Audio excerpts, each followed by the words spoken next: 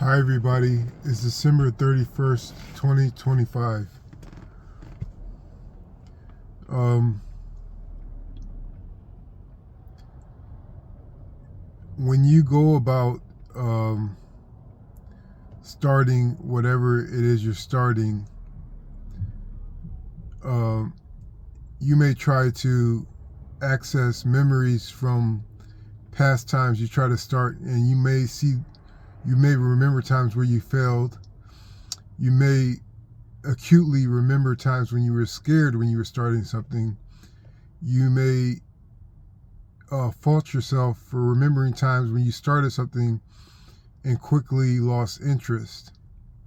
And I'm not here to say that you should always follow through starting with something, because maybe your heart might not be in it.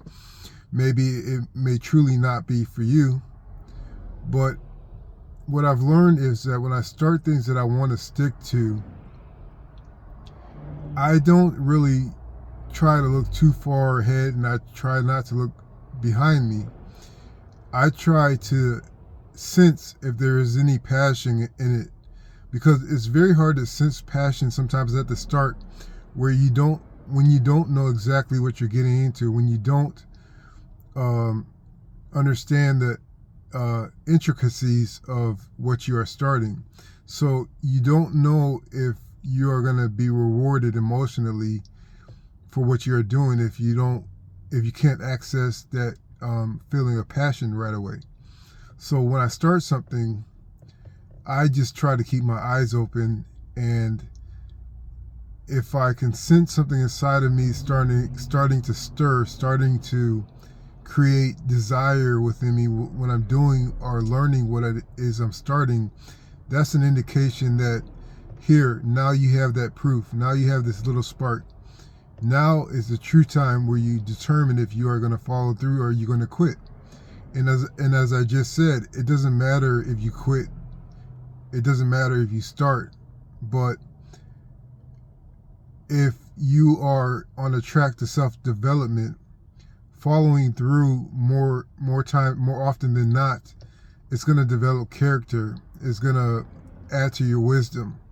It's going to alleviate pain from misunderstandings, from having the lack of knowledge that you had before you acquired this new skill or partook in this new endeavor. So that gets me to thinking about initiating the lean in. When you initiate the lean in,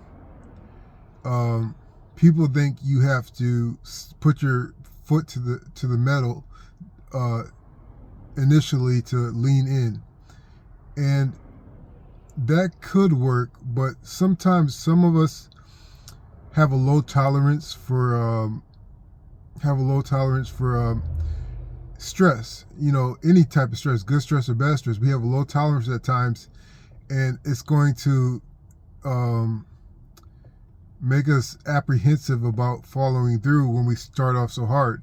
So the easiest way that I've learned to lean into something is just to keep sort of a loose mental checklist of what you are trying to accomplish, and just follow the steps. Just follow them sequentially, or however satisfactorily that you can. Just check off the boxes, and sooner or later you're going to start to develop a familiarity with what you're doing, and you're going to gain confidence, and that's going to increase the force of leaning into something, into enacting your potential. So it doesn't have to necessarily start off being a stressful and high intensity sort of behavior. It's just doing what you're supposed to do, and then you'll suddenly gain momentum and be proficient enough to communicate your interpretation of what you're doing. And another way to initiate the lean in is to basically accept the possibility of embarrassment. And sometimes you don't need to be embarrassed by other people noticing. Sometimes it could just be you and you could just embarrass yourself. And this is a lot of things that I see. A lot of times I see people struggling with embarrassment.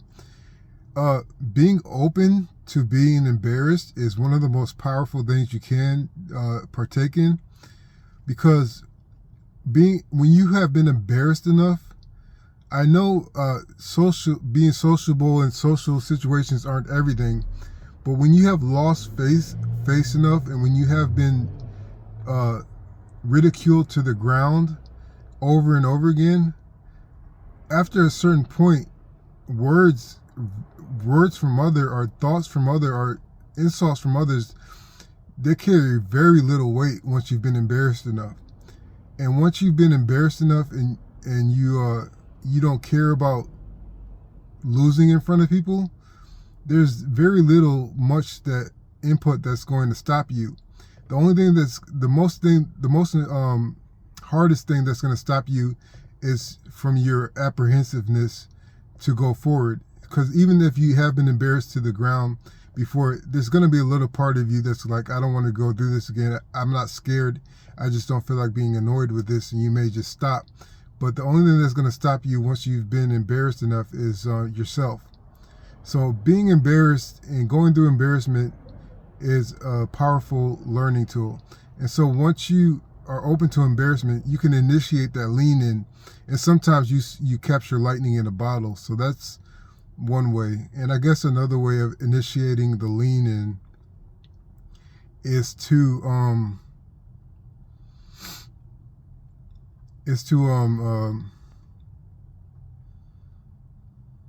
sort of get creative with the structure of what you are trying to accomplish. Maybe take left turns when you feel you should take right turns, just to see what you can see beyond that mental block that's covering your vision. Keep an open mind. Maybe saving the best part for last, even though you really want to show off what you're doing now in the front of this experience or this endeavor, but saving the best for last, and feeding off that